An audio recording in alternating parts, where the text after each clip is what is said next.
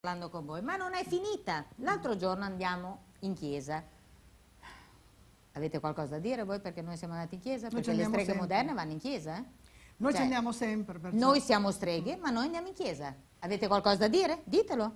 Se siete capaci di dirlo, ditelo. Comunque noi ci andiamo. Cosa è successo in chiesa? Ah, è una cosa molto spiacevole. Raccontalo. È successa una cosa molto spiacevole. Allora, noi andiamo in chiesa, andiamo sempre a Faenza, non vi dirò dove. E io sono, cioè vado in questa chiesa da quando avevo l'età di 15 anni. Prima ci andavo, diciamo, una volta ogni 3, 4, 5 mesi, perché abitando perché poi... vivevamo qua.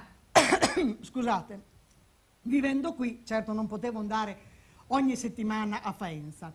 Adesso invece che il tempo c'è, ogni settimana andiamo.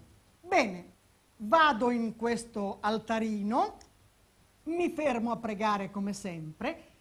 Era anche una giornata, era una giornata di festa e quindi la chiesa era piena, no? Di persone che pregavano, che così.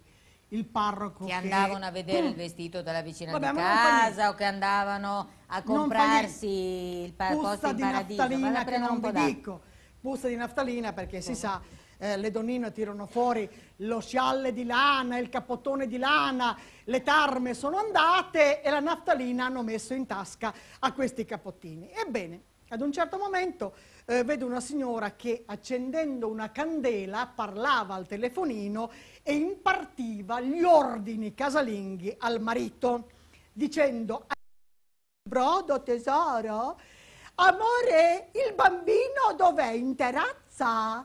È andato dalla mamma? Dov'è il bimbo? Amore, ah sì, nel brodino metti anche l'ossino, guarda nel piano del frigorifero, c'è un ossino col midollo, mettilo nel brodino. E io la guardavo cattiva e pensavo, guarda questa, come si gira verso di me, gli mollo un ceffone che la faccio andare verso l'altare. Invece questa, tranquillamente, imperterrita, si è acceso la sua candela, sempre dicendo al maritino bello, metti sul brodino, eccetera, di cuocere l'uccello, vero? Bene. Al maritino bello cuoceva la gallina, sì. La gallina un uccello. Comunque, io sono altro rimasta da cuocere malissimo. Non c'era, ma la gallina c'era.